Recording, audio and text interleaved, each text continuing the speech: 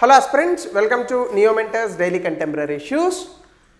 So ee roju modati topic vachesi Hawkeye 360 degrees technology భారతదేశంలో surveillance కోసం.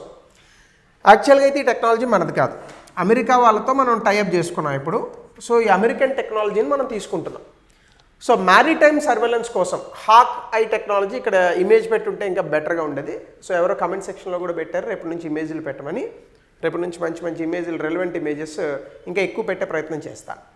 So ఈ హాకై surveillance system అనేటటువంటిది 360 degrees వ్యూలో కనిపిస్తుందట. అంటే మన మ్యారిటైమ్ సర్వేలెన్స్ చేయడానికి ముఖ్యంగా సముద్ర మార్గాలకు సంబంధించి, మన తీరరేఖకు సంబంధించి, సో అక్కడ సర్వేలెన్స్ క్యాపబిలిటీస్ పెంచుకోవడానికి ఈ డీల్ని తీసుకొచ్చారు. $131 మిలియన్. 1 మిలియన్ అంటే 8 కోట్లు అటు ఇటుగా. సో 131 into 8 crores వేసుకోండి, $131 మిలియన్ ఇది.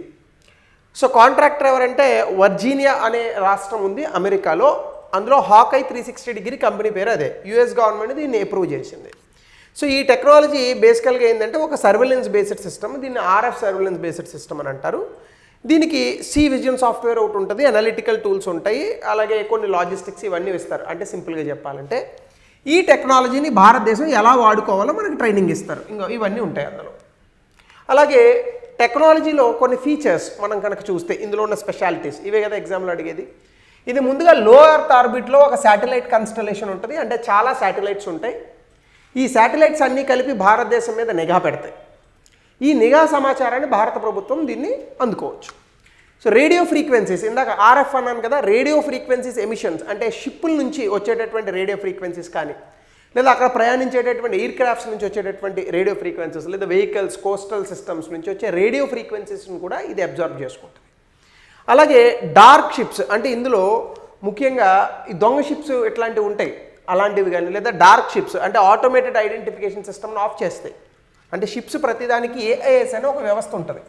అంటే ఆ షిప్కి మనము అడగకుండానే ఆ షిప్ ఏ దేశానికి చెందింది, ఏది మర్చెంట్ షిప్పా, ఇంకొకట క్రూజ్ లైనరా అనేటటువంటి ఇన్ఫర్మేషన్ ఉంటుంది. కొంతమంది పైరేట్స్ ఇలాంటి వాళ్ళు ఈ ఏఐఎస్ వీటిని ఆఫ్ చేసి పైరసీలు అవి పైరేట్స్ చేస్తుంటారు. పైరసీ కాదు, పైరేట్స్ అందరూ కూడా ఇట్లా సముద్రపు దొంగలు నడుపుతూ ఉంటారు. సో అట్లాంటి వాటిని కనుక్కోవాలన్నా, లేదా మన శత్రువుల తాలూకా షిప్స్ వస్తే వాళ్ళు ఆఫ్ చేస్తారు. అట్లాంటివి కనుక్కోవాలన్నా ఇది మనకి పనికొస్తుంది. సో సెన్సార్ క్యాపబిలిటీస్ కూడా electro optical high resolution images ఉంటాయి. సో మార్నింగ్ టైంలో మంచి మంచి చాలా హై రిజల్యూషన్ ఫొటోస్ మనకు చూపిస్తాయి. అలాగే ఇన్ఫ్రారెడ్ నైట్ టైం చూసి థర్మల్ డిటెక్షన్తో షిప్స్ని మనము ఐడెంటిఫై చేయొచ్చు. అలాగే సింథటిక్ అపర్చర్ రాడార్ అని ఒకటి ఉంటుంది. అన్ని వెదర్ కండిషన్స్లో కూడా ఇది పనిచేస్తుంది. అట్లానే సిగ్నల్ కోరిలేషన్ ఉంటుంది. సో ఏఐ సిగ్నల్స్కి మ్యాచ్ అయ్యి ఈ ఆర్ఎఫ్ సోర్సెస్తో ఈ మొత్తం మన సర్వేలెన్స్ సిస్టమ్ని ఐడెంటిఫై చేసేటటువంటి క్యాపబిలిటీస్ కూడా ఇందులో భాగంగా ఉంటాయి. సో దీనివల్ల మనకు వచ్చేటటువంటిది ఏంటంటే భారతదేశానికి సంబంధించినటువంటి సముద్ర ప్రాంతాలలో monitoring and maritime domain awareness ఏదైతే ఉందో ఇది చాలా అద్భుతంగా పెరుగుతుంది. అలాగే information fusion centre Indian ocean region దీనికి సపోర్ట్ చేస్తుంది, అంటే సమాచారాన్ని అందిస్తుంది. అలాగే భారతదేశంలో ఇప్పటికే మనకి కొన్ని సర్వేలెన్స్ సిస్టమ్స్ ఉన్నాయి, లైక్ P-81 ఎయిర్ క్రాఫ్ట్. అంటే P-81 ఎయిర్ క్రాఫ్ట్ అంటే ఇప్పుడు ఇలా ఉందనుకోండి, మనం ఈ పైన ఒక గొడుగులా ఉంటుంది ఇట్లా. సో ఇలాంటి విమానాలు ఉన్నాయి. అలాగే సీ గార్డియన్ డ్రోన్స్ ఉన్నాయి. ఇంకా క్యాపబిలిటీస్ పెరుగుతాయి. సో భారతదేశానికి సంబంధించినటువంటి ఎక్స్క్లూజివ్ ఎకనామిక్ జోన్స్ కానీ, ట్రేడ్ రూట్స్ కానీ అన్నిటిలోని కూడా ఇది చాలా బాగా అద్భుతంగా పనిచేస్తుంది. And not only for army purposes but also for the civilian purposes. ఇక రెండవది హ్యూమన్ డెవలప్మెంట్ ఇండెక్స్. అసలు బేసికల్గా హ్యూమన్ డెవలప్మెంట్ ఇండెక్స్ ఎందుకు వచ్చిందంటే జీడిపి అని అంటూ ఉంటాం మనం, గ్రాస్ డొమెస్టిక్ ప్రొడక్ట్, స్థూల దేశీయ ఉత్పత్తి. ఇది ఏ ఆర్థిక వ్యవస్థ తాలూకా ఆర్థిక వృద్ధిని మాత్రమే కొలవగలదు తప్ప అభివృద్ధిని కాదు. అంటే ఒక దేశం చాలా అత్యున్నత జీడిపిని పొందుతుంది అంటే ఆ దేశంలో ఉన్నటువంటి వ్యక్తులందరూ, జనాభా అంతా కూడా డెవలప్మెంట్ని సాధిస్తున్నారు, అభివృద్ధిని సాధిస్తున్నారు అని కాదు. భారతదేశం ఇప్పుడు 5వ అతిపెద్ద ఆర్థిక వ్యవస్థ, ఈ మధ్యకాలంలో 4వ అతిపెద్ద ఆర్థిక వ్యవస్థ అయిందని అంటున్నారు. దాని అర్థం భారతదేశంలో ఉన్న ప్రజలందరికీ కూడా అభివృద్ధి అందుతుందని కాదు. సో జీడిపి ఇలా క్వాలిటీ ఆఫ్ లైఫ్ అంటే జీవన నాణ్యతను కొలవలేదు కాబట్టి దీనికి ప్రత్యామ్నాయంగా 1990లో మహబూబుల్ హక్ అలాగే అమర్త్య సేన్ వీళ్ళిద్దరూ కలిసి హ్యూమన్ డెవలప్మెంట్ ఇండెక్స్ అనే ఒక సూచికని, మానవ అభివృద్ధి సూచికని తీసుకొచ్చారు. దీన్ని UN కూడా గుర్తించింది. సో ఈ నివేదిక 2025కి వచ్చింది. ముందుగా దీనికి సంబంధించి టైటిల్ ఏం పెట్టారంటే matter of choice people and possibilities in the age of artificial intelligence అనే థీమ్ పెట్టారు. This is very important, preliminary ఎగ్జామినేషన్లో సాధారణంగా అడుగుతాడు. సో గ్లోబల్ హెచ్డిఐ ప్రోగ్రెస్లో 2025లోనే గత 35 ఏళ్లలో స్టాగ్నెంట్గా పెరగకుండా తగ్గకుండా ఉండిపోయిందట. 2023 స్మాలెస్ట్ హెచ్డిఐ గ్రోత్ ఉంది 1990 తర్వాత, ఇదే మొదటిసారి అలా రావడం అని చెప్తున్నారు. సో దీనికి సంబంధించి డేటాను కనుక మనం చూస్తే ఇండియా 193 దేశాలకు 130వ ర్యాంకు, ఎప్పుడూ తక్కువగానే ఉంటుంది. బట్ లాస్ట్ టైం కూడా ఇదే ర్యాంక్లో ఉంది కాబట్టి 2022లో 133 మన ర్యాంక్, ఇప్పుడు 130కి వచ్చింది. హెచ్డిఐ వాల్యూ 0.685, అంటే ఇప్పుడు మనం మీడియం హ్యూమన్ డెవలప్మెంట్ కేటగిరీ, అంటే లో కాదు హై కాదు మధ్యలో ఉన్నాం. హై హ్యూమన్ డెవలప్మెంట్ కేటగిరీ రావాలంటే ఇంకొక 0.2% కనుక 0.2 మార్కులు కనుక సంపాదిస్తే హై హ్యూమన్ డెవలప్మెంట్ కేటగిరీలోకి వెళ్తారు. సో ఇండియా గతంలో 2022లో 108 నుంచి 2023లో 102కి వచ్చింది జెండర్ ఈక్వాలిటీలో. అంటే హ్యూమన్ డెవలప్మెంట్ ఇండెక్స్లో మళ్ళీ చాలా కేటగిరీలు ఉంటాయి, అందులో ఒకటి జెండర్ ఇన్ఈక్వాలిటీ ఇండెక్స్. అందులో బాగానే మనం ర్యాంక్ తెచ్చుకున్నాం. జెండర్ డెవలప్మెంట్ ఇండెక్స్కి సంబంధించి స్కోర్ కూడా 0.874, గ్రూప్ 5లో లోవర్ జెండర్ ప్యారిటీకి సంబంధించి స్కోర్ తీసుకున్నాం. అలాగే టాప్ కంట్రీస్ ఏమున్నాయి, ఐస్లాండ్ ముందుంది అన్నిటికన్నా, ఎందుకంటే అక్కడ ఐసే ఉంటుంది, జనాలు ఉంటారు కాబట్టి. సో నార్వే ఈడ్చి కొడితే 30 లక్షల మంది ఉంటారు, అంటే మొత్తం హైదరాబాద్ జనాభాలో 1/3 వంతు. సో కాబట్టి తక్కువ జనాభా ఉన్నటువంటి దేశాలకి హెచ్డిఐ ర్యాంక్ రావడం పెద్ద గొప్ప విషయం కాదు. ఎక్కువ జనాభా ఉన్న భారత్, చైనా లాంటి దేశాలకు రావడమే కొంచెం కష్టం. స్విట్జర్లాండ్ 3వ స్థానంలో నిలిచింది.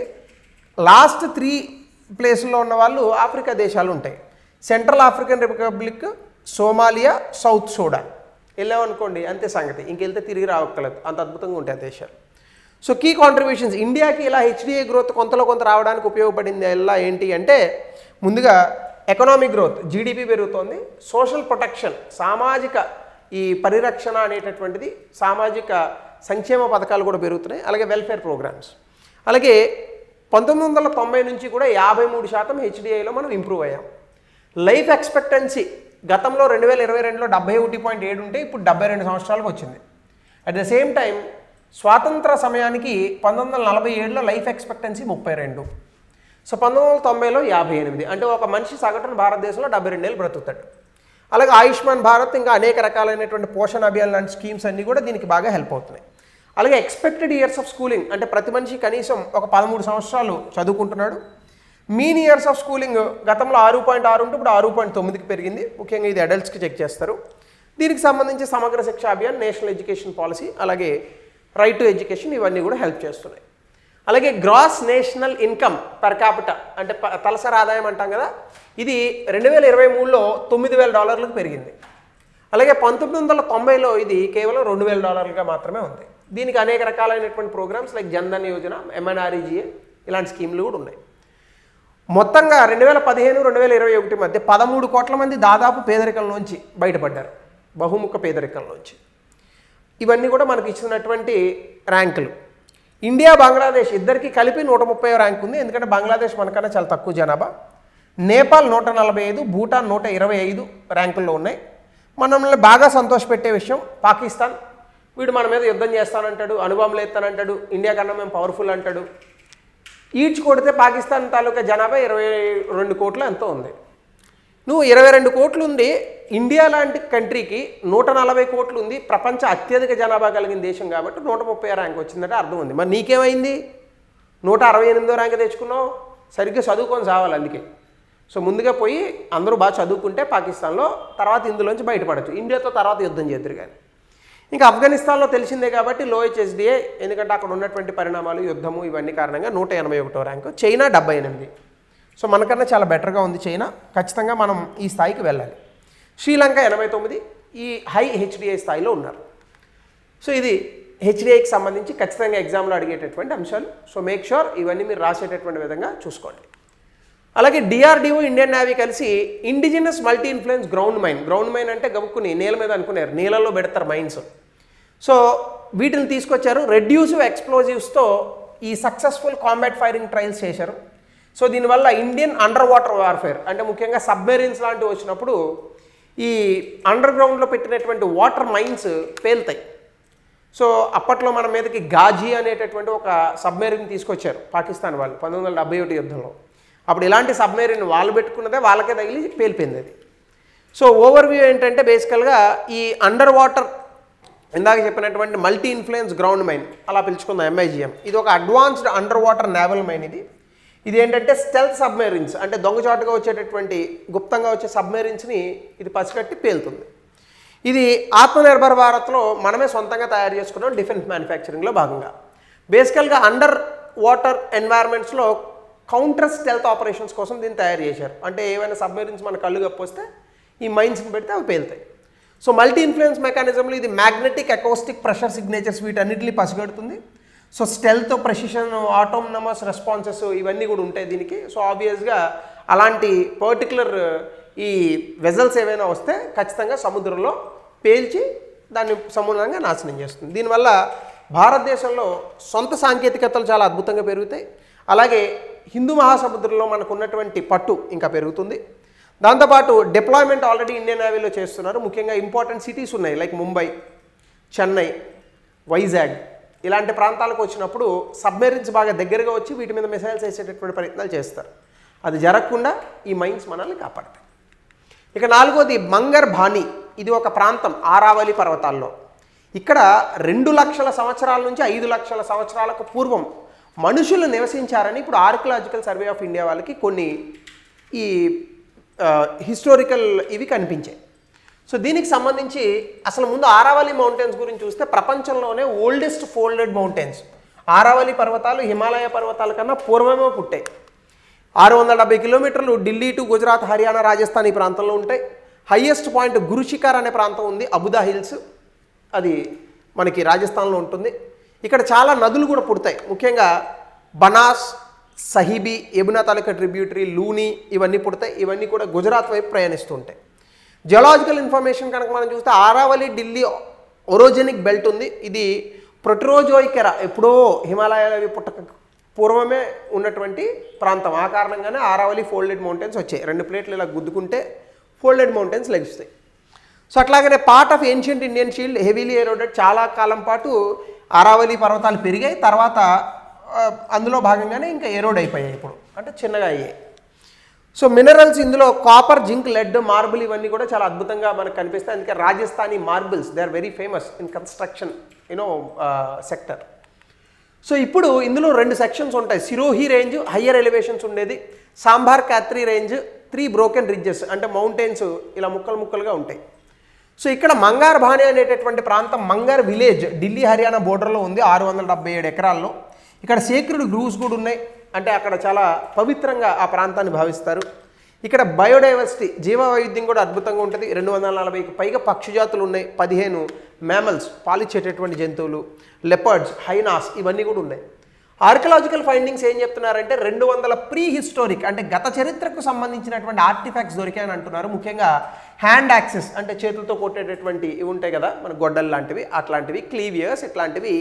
ఎక్యులియన్ ఫేజ్ అంటే దాదాపు 2 లక్షల నుంచి 5 లక్షల సంవత్సరాలకు పూర్వం, అంటే అసలు మనిషి స్టార్టింగ్ జాతుల్లో ఉన్నటువంటి వ్యక్తులు ఇక్కడ బతికారని మనకు కొన్ని ఆనవాళ్ళు దొరికాయి.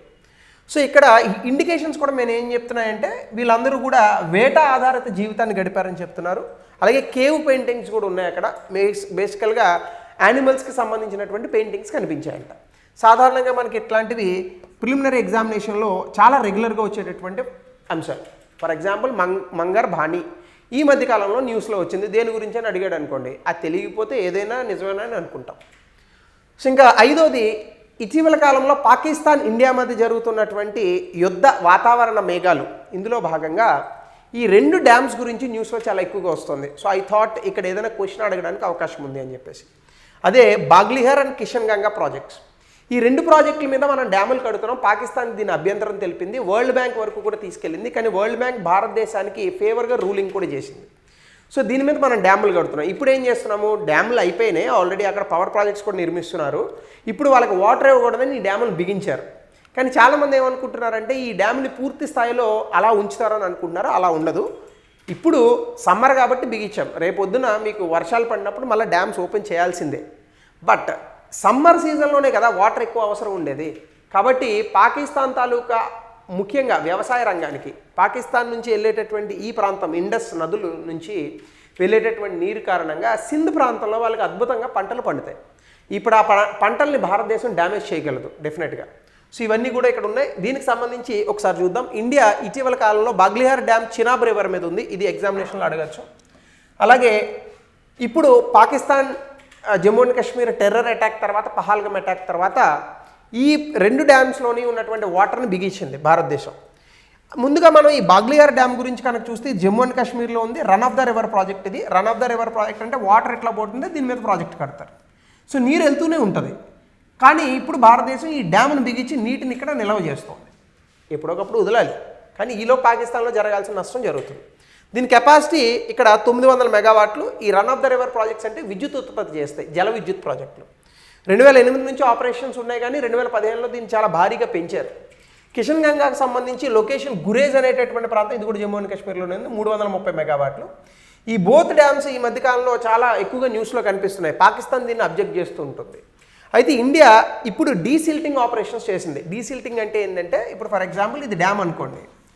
ఈ డ్యామ్ ఫర్ ఎగ్జాంపుల్ నీటిని నిల్వ ఉంచుతుంది అనుకోండి, ఇలా నీరు ఉందనుకోండి. ఒకవేళ ఈ డ్యామ్లో కనుక మట్టి పేరుకుపోయి ఉంటే ఎక్కువ నీటిని నిల్వ ఉంచేటటువంటి అవకాశం ఉండదు.